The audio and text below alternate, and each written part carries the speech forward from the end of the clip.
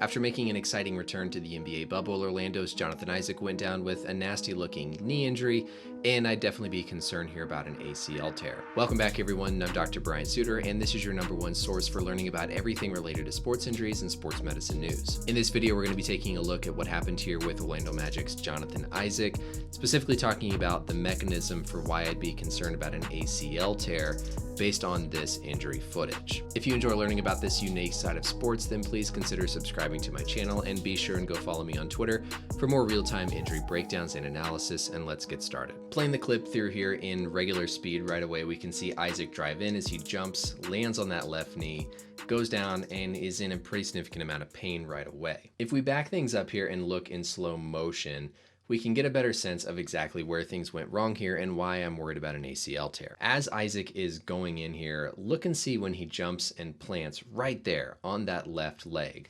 Look at the excessive amount of motion that we see here in his left knee, caving inward here as he plants and goes up for that shot. If we look at any research picture or image about the classic mechanism of a non-contact ACL tear, this is basically exactly what you would see. There's a couple of things going on here that we can describe. The first is this position where the knee is caved inward is what we call a dynamic knee valgus. That's that knock-kneed position, except it's dynamic because the player's moving. This will also be described as an excessive knee abduction angle where it's falling inward. Sometimes you'll also see it described as sort of a knee in, foot out position, because if we look from the top down, it looks like the foot's kind of rotated out and the knee is falling inward. To understand though why this position is so compromising for the ACL, we have to think back to what the ACL is exactly doing. So remember, the ACL sort of runs at an angle inside the knee joint, and one of the primary purposes is to prevent the tibia or the shin bone from sliding forward or anterior past the femur. The other thing it's helping to do is prevent a lot of rotation motion between the femur and the tibia. So as Isaac drives in here, all of his forward momentum as he plants causes his tibia to want to keep translating, keep moving forward. And so a lot of the muscles in the leg, along with the ACL, are going to be there to support it from moving too far forward and making his knee unstable. The other thing here is as he plants and that knee falls inward, that puts an excessive amount of rotation between the femur and the tibia, which puts the ACL again at under additional pressure. So it's the act of the knee falling inward combined with that forward translation that makes this such a compromising position for the ACL, and why I'm so concerned about an ACL tear, and last we heard the Magic are as well. If we look at this from a top-down angle, we can see this kind of represented again here.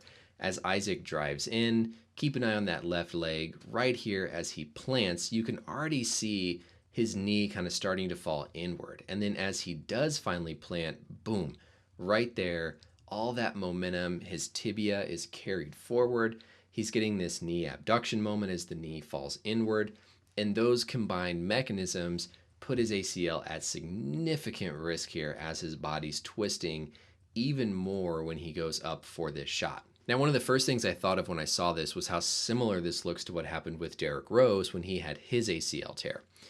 If we go back here and look at sort of that first view, we can compare the two side by side here. So as Isaac is coming in, we can again see as he plants, that position where the left leg plants, knee falls inward, and pulling up here Derrick Rose, it's literally almost the exact same. He drives in, he plants, that knee falls inward, and as we know, that's how Rose injured his knee. We could also see that Isaac was wearing a pretty significant stabilizing brace on his left knee, likely as a result from his recent knee injury. Now, he was dealing with something called a posterolateral corner injury, which is sort of a group of ligaments and tendons that sit in the back outer portion of the knee, but the fact that he was still wearing this brace makes me concerned that he still had some instability in his knee, or at least he felt like it was still unstable to the point where he needed this external support. Now, as you know, people can play basketball without an ACL at all, and that's because of the muscles around the knee that are able to adapt to take the load off of the ACL to let a player make these aggressive cutting and pivoting moves. So as Isaac is coming in here,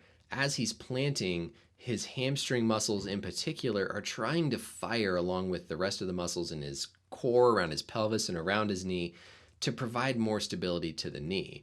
So you have to wonder in someone coming off of a knee injury if that neuromuscular coordination just wasn't quite there yet to the point where his muscles were able to support this type of a compromising position, and ultimately that load falls instead onto the ligament.